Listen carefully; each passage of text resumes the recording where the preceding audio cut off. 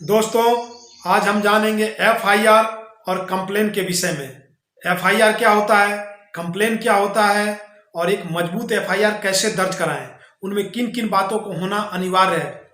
इन बातों को समझने के लिए वीडियो को एंड तक जरूर देखिएगा। मैं हूं आपका दोस्त एडवोकेट रोहित कुमार सिंह, और अगर आपको कुछ भी इंफॉर्मेशन दे पाता हूं, समझा पाता हूं, जिससे आपको कुछ भी सीखने को मिलता है, तो लाइक और कमेंट जरूर करें और अपने फैमिली मेंबर दोस्तों के बीच शेयर भी करें, जिससे यह इंफॉर्मेशन उन तक भी पहुंचे और लॉ के बारे में कुछ जान सके। तो आइए शुरू करते हैं इस वीडियो को। हाँ, लेकिन दोस्तों, जो लोग नए हैं वो सब्सक्राइब जरूर कर लें और बेल आइकन बटन को दबा लें। तो एफआईआर, फर्स्ट इंफॉर्मेशन रिपोर्ट, जैसा कि नाम में ही देख रहे हैं, फर्स्ट यानी शिकायत को दर्ज करने के लिए पहली बार जो सूचना दी जाती है वह एफआईआर कहा जाता है। तो एफआईआर सीआरपीसी 154 के तहत दर्ज की जाती है और कोड में एफआईआर का कोई डिफिनेशन नहीं दी गई है, लेकिन जो एक्सप्रेशन है फर्स्ट इंफॉर्मेशन रिपोर्ट, इसके अनुसार कमीशन ऑफ ऑफेंस पुलिस को मोशन में लाने के लिए, हरकत में लाने के लिए, कि उस मामले की तहकीकात कर सके, इसलिए एफआईआर दर्ज की जाती है।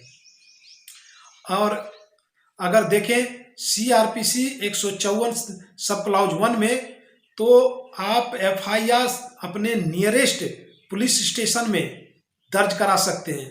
वहाँ पे एक भार साधक होते हैं, ऑफिसर इंचार्ज कहिए, ड्यूटी ऑफिसर कहिए, तो उनका ये जिम्मेवारी है कि आपके सूचना को दर्ज करें।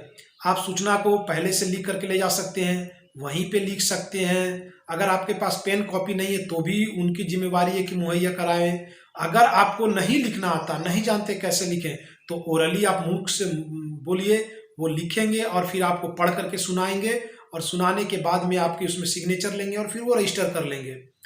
अब सीआरपीसी 154 सब क्लाउज 2 के तहत आपको फ्री ऑफ कॉस्ट जो आपने एफआईआर दर्ज कराई उसकी कॉपी प्रोवाइड कराएंगे। इसके लिए एक पैसा भी नहीं लगता। अगर कोई आपसे पैसा या फिर कुछ भी चीज डिमांड करता है तो समझिए कि वो रिश्वत ही है। अगर वो पुलिस स्टेशन आपकी रिपोर्ट को दर्ज नहीं करता है तो आप क्या करें?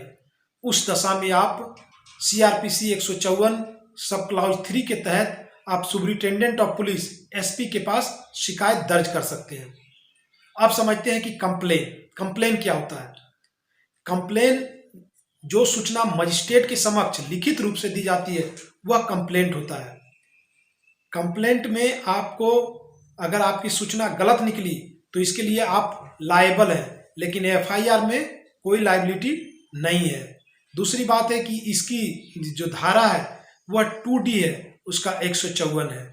तो आपको समझ में आ रहा होगा कि मजिस्ट्रेट के समक्ष जो शिकायत दर्ज करते हैं उसके लिए क्या क्या लायबिलिटीज है हमारे पास, और एफआईआर के लिए क्या क्या लायबिलिटीज है। और ये कोई भी कर सकता है।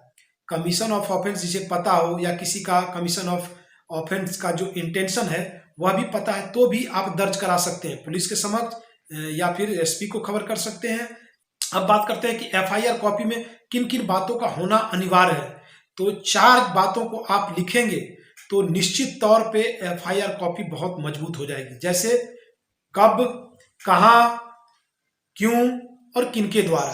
कब मीन्स समय, जैसे आज दिनांक फला फला इतना बज करके इतना मिनट में, जब मैं बाजार से अपने घर की ओर आ रहा तो बीच रास्ते में कुछ लोगों ने, अगर 4 लोग थे, 5 लोग थे, जो थे उनको लिखे, उन लोगों ने मुझ पे हमला किया। हमला में जिन सब चीज़ों का प्रयोग किया, जैसे लकड़ी का, सरिया का, डंडे का, बेल्ट का, पत्थर का, मुक्के का, आपको टीज किया, किन शब्दों का प्रयोग किया, उन सब बातों को लिखें।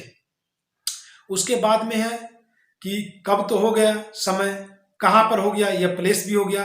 अब क्यों, कुछ तो रीजन रहा होगा आपके ऊपर जो हमला किया, आपका कोई पुराना दुश्मन है या पुरानी रंजिश है, तो यह कारण जो भी हो लिखें।